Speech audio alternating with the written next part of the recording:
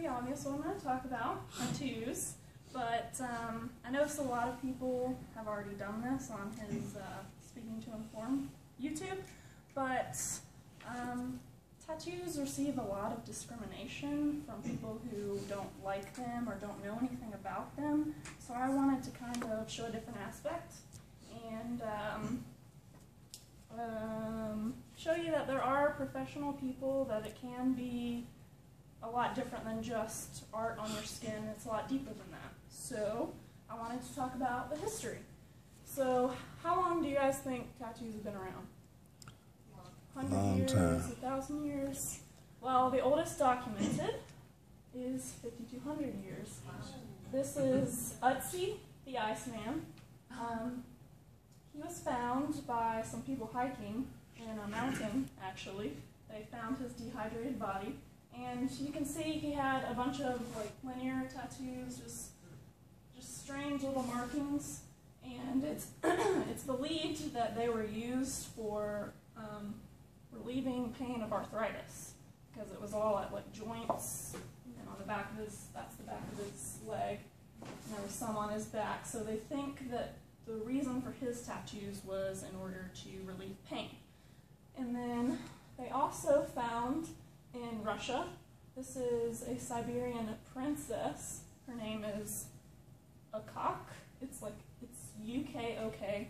I'm not sure how you say it, but she had tattoos all along her arms. You can see this is her hand, and this is on her thumb.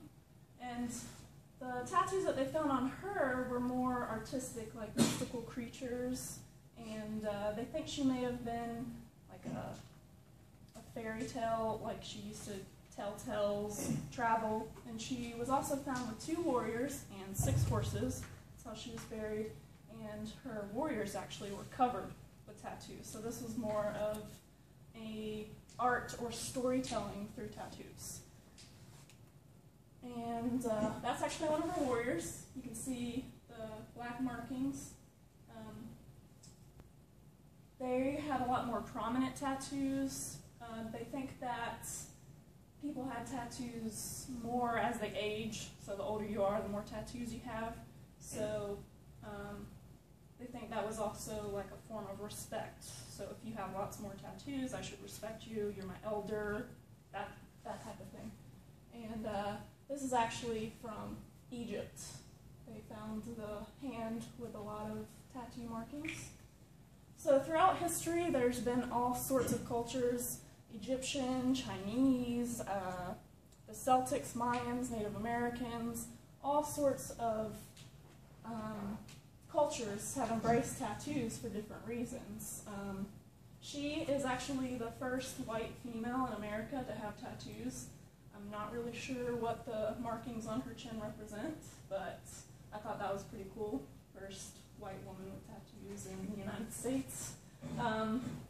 Indians, they use it as respect also. Sailors, lots of sailors got tattooed. Middle Eastern, Japanese. The Chinese weren't very big on tattoos.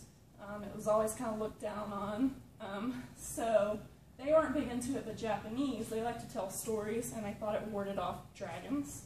So they embraced the whole bodysuit, like entire from neck down, just covered with art. There's also Middle Eastern and Africans. A lot of Africans have darker skin, so instead of tattooing, they use scarification, which I thought was pretty cool. They still embraced it, and it's done in a similar fashion, but there's no ink. It's just scarring and then letting the scar tissue grow up, and that's what you see there. Well, some people don't know like what's actually happening when you get tattooed. It's going through your epidermis to a second layer of skin called the dermis, and it deposits the ink there, where it kind of holds onto it a little more because your epidermis is constantly flaking. So if you don't go deep enough, it's not going to stick. It's not going to stay. The dermis makes it more permanent. And I found that a lot of people don't really know about the needles. It's not like a single needle. It's several needles. They can either be round or flat, and it depends on what you're doing, like if you're shading versus drawing lines. Let's see. So, I actually forgot to tell you guys that in 1891 is when the first tattoo machine was made, and it was actually based off of Thomas Edison's engraving pen. I thought that was pretty interesting. Also in 1891, the first single coil machine was created. But that's not what we use today. We use a double coil, which I'm going to show you.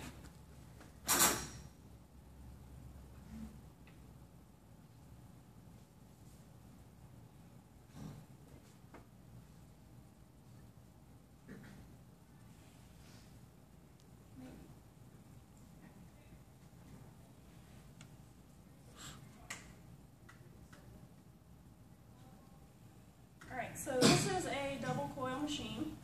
These are the coils. It works with electricity and magnets. So can I show you this? This is the power supply. What it does is it changes the alternating current to direct current, which is more stable for a tattoo artist to keep a line instead of, if it was alternating current, it would be like going back and forth, so you wouldn't be able to control it as well. And all it is you have a foot pedal there, which sends the power to the gun.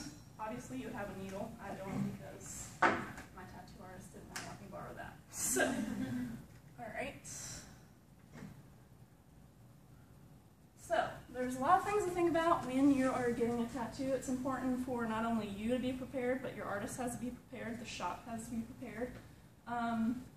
As far as the artist goes, he has to be licensed in the state of Florida. It is illegal to tattoo out of your home. You shouldn't be doing that. Unless, of course, you have somehow converted your house into a business and you have that license, because the shop also has to be licensed. You have to go through inspections, and it has to be certified by the state of Florida in order to function. So the artist also has to have a lot of things ready for you. You have to have your ink, you have to have your green soap. It has to be a sterile environment. The chair has to be sterile, his hands have to be sterile, everything is sterile. And it's also important for you, as a person getting tattooed, to be prepared. You need to make sure that you're not going to pass out. You need to make sure you slept, ate, you're ready for this, and it's permanent, so don't get something stupid. I also want to talk about different styles. There are permanent makeup, is actually a tattoo. It's done very similarly to art tattoos. Let's see. This one is more traditional. This is Celtic, black and gray, tribal, and this is Japanese, which I said they like the suits. And this is a little bit more modern. This is actually traditional, and that's Flash. These are all of my artists. My artist is Josh Osher. He does an amazing job. He specializes in neo-traditional tattooing, which is traditional but with a twist, brighter colors, a little more, some of it's cartoony, some of it's more lifelike, but he's excellent. He can even do portrait, like Yoda looks pretty real. Let's see, that's amazing. Portrait. This is all my artists, and I have his cards. You guys should check him out. He's awesome. But there is a downside to tattoos. There are risks that you need to think about. If you go to a bad artist, you can end up with some of this. Let's see. I forget what these are actually called. That one is, it's bumps created underneath the ink. It's a reaction to the ink. It's bad. You don't want that on you. I mean, that looks terrible. This is a allergic reaction as well as this one. This one, which I thought was the most disgusting, is a reaction to the ink. If you go to an artist who doesn't have quality products, who gets his ink from out of the country, usually China, they don't regulate their inks. So they don't have a structure like we do in America to make sure that the ink is a quality product, and that's what happens. So choose your artist wisely, or you could end up with this. So think before you ink.